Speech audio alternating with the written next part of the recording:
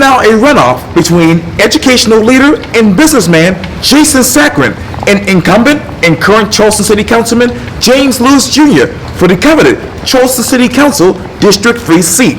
I sit down exclusively with Jason for a special edition of Quintin's Close-Ups. And if you haven't already, subscribe to my YouTube channel and download my free Quintin's Close-Ups app in your Apple or Google Play stores. Jason Sakran, welcome back to Quintin's Close-Ups. Well, welcome back to my home, and it's nice to have you on a rainy Thursday afternoon. Yeah, it's busy around here as well. And obviously, you are an educational leader and a small business owner. And now it's you and James Lewis Jr. for really the seat for District 3 on Charleston City Council. And I know that you just got interviewed recently by Michaela Porter of the Post and Courier. She writes this quote, Sakran said he's running to offer a new vision for the district and the city in an area that has seen changing demographics as a new voice to address issues like affordable housing, gentrification, and economic opportunities. Quote, critically important to help unite the district around a few key issues. What do you see in your vision for District 3 going forth? Absolutely. So, District 3 has changed drastically over the past 10 or 15 years, and I think it's critically important that we have someone on council that advocates for the entire community. I'm running against Mr. Lewis because I feel like he has not done that job, particularly the last 5 to 10 years when we have seen an uptick in hotel development, an uptick on residential development that has lacked any affordable housing options for our folks downtown, including workforce housing and affordable housing. So I'm running because we need someone on council that's fighting for our district and fighting for all that live in District 3. And what are those economic opportunities that are critically important to the district right now? Sure. So, one of the things that I would love to do if elected and if voters in District 3 decide to come out next Tuesday and elect me, would be to work with our city development office that handles economic development for the city.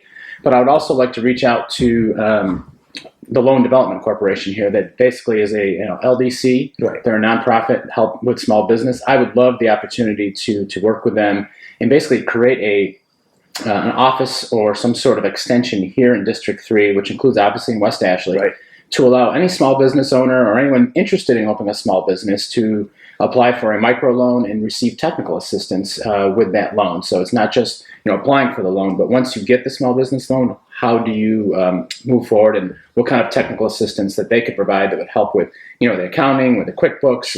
Operating and running a small business is very difficult and it's a challenge, but I think that is a path for success and economic opportunity, and I would really push to focus that on African American, Hispanic, and woman-owned businesses in District 3.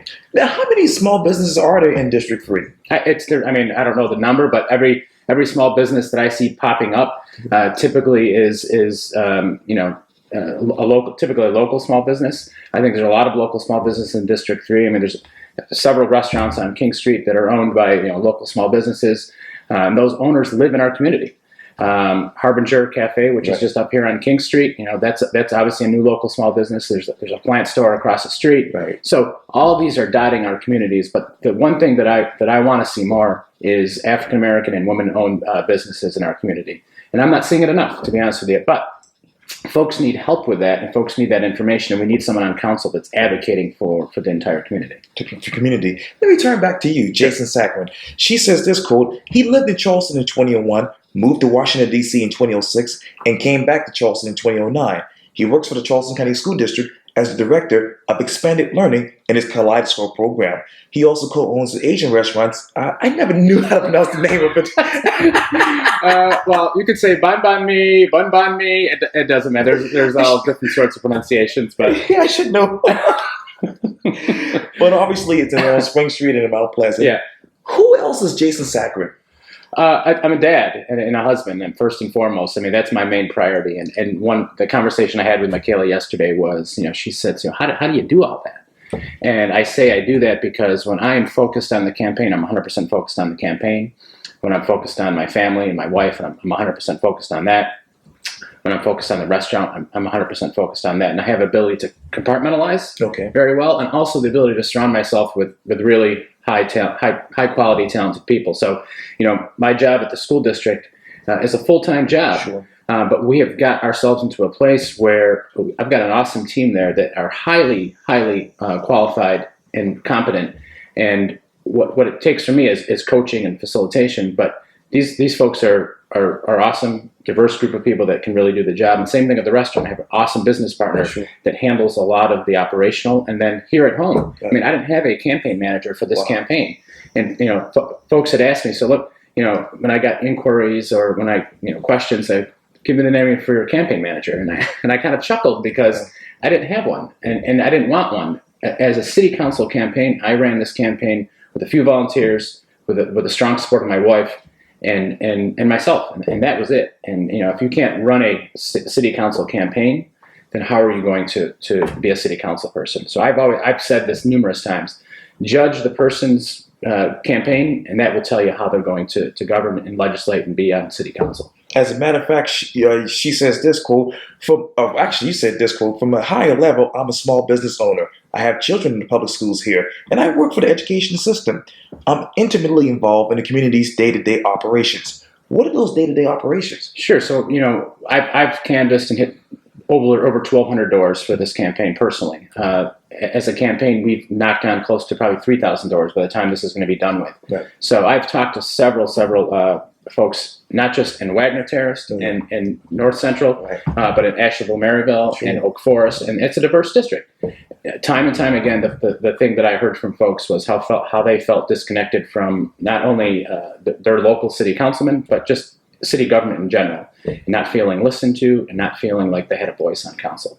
That was a theme that I heard in every neighborhood and every house that I knocked on. So what I would like to do to make sure that, on council is when I say that I'm intimately connected is I need to listen. And that's the job of council person, is to make, first and foremost, is to listen to your constituents, understand some of their concerns, and you help coach and lead them to a place where you can build consensus around a few key issues. So right now we've got issues of flooding. We have certainly issues of affordable housing. There are a lot. I mean, if you get a list of things that we have to accomplish here in the city, it's a huge list. What I'm saying is I would listen to the constituents if elected and help them distill this down to one or two key things that we could focus on as a community and push forward and make some progress on one or two things. And then once we make some progress on those one or two things, regroup and figure out what we do next. So that's kind of my leadership style, is small chunks, small bites, and we can get some things accomplished here in District 3. As a matter of fact, you talked about flooding earlier today. I attended the press conference regarding the $10 million for the medical district flooding relief. And I'm wondering, what type of relief does the medical district need right now in your mind? That's outside my district. I'm focused on the Hugie and King Street, flooding mitigation. And I believe we had received some of that flooding. Right. And in full transparency, I think Mr. Lewis has helped secure some of that flooding. But I would say that's too little, too late. That project should have been funded years ago. My daughter goes to school at James Simmons, which is right there. Right. I've been, as a citizen, I have had to drive through that flooding on multiple occasions, even when it doesn't rain. So kudos to Mr. Lewis for getting it done, but I would say it's too little, too late. I can't really comment on the impact of flooding over at the Medical University. It's great. Okay. It's great to see that money. That is one of the projects that I thought needed to get funded priority, but again, I'm focused on Hugie and King Street to make sure that comes to fruition. And if you were to be elected on council, how much funds that is do you want to bring to that particular project for Hugie and King? Well, I believe that the cost is estimated at $30 million to get that remedied, and it's my understanding that money has been allocated for that. So I would continue to fight for that. I would make sure that it gets put to good use. There's also another issue that has been bouncing around the neighborhood, is a stoplight on Rutledge. Right. I believe Rutledge and Cleveland. That's been talked about for years. I've talked to some folks internally about that. Okay. I believe that DOT owns Rutledge, essentially. So there's some issues around who owns the road, the right of way. I want to make sure as councilperson, if elected, that I'm going to have the ear of the DOT and make sure that we can advocate for those small types of changes, because I truly honestly believe our citizens obviously care about the big picture things, but sometimes it is just a traffic light. Sometimes it is a drain. Sometimes it is something small. And we all have those small things in our community that we just want to get fixed. And I've heard time and time again that I've called the city, and I still have a pothole that's been unfilled on my street for the past year. That is unacceptable. We could talk about the big picture things, but sometimes folks just want the basics taken care of. It's taken care of. How long have you been able to live in this district?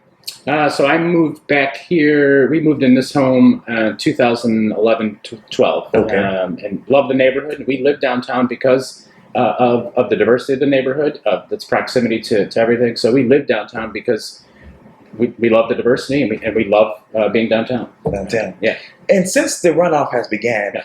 how many neighborhood association meetings have you been attending? And if you had, what are you hearing from those citizens? So throughout the campaign, I went to every neighborhood association meeting at least once, many of them twice. Since the runoff, I've fully transparent. I've been focused on knocking on doors, getting out to the community, and re-engaging folks that I spoke with. I did a lot of canvassing in West Ashley in July and August. So last weekend and this weekend, we're going to be hitting West Ashley again and talking to folks again. So for me, the neighborhood associations are very important. Once elected, I certainly will attend all of them, but I find that the best bang for my buck and where I can hear direct impact and direct concerns from constituents is when I knock on their door and have that 5 or 10 minute conversation.